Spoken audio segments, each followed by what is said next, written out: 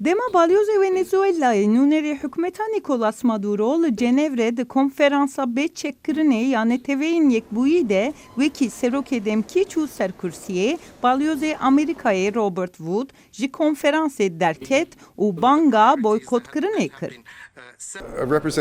Divê ku aniha nûnerek serokê demkî yê hangawayî do li ser wê kursiyê rûnişti biba.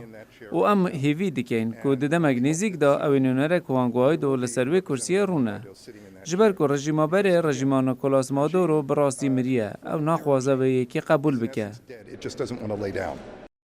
Amerika û pêncî devletên din Guaido wekî serokê meşrû û demkî yê Venezuelayê dinasin.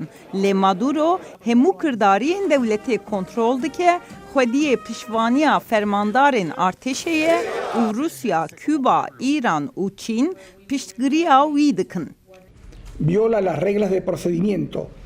îro ev tevgera ne ji rêzeya dîplomatîk ya derketina wî ji konferansê ku ji aliyê piraniya dîplomatan ne tenê weke nîşana bêrêziyê bû, bû serokatiyê her wiha weke bêrêzî ji aliyê balwêz û dîplomatan ve hat şirûvekirin.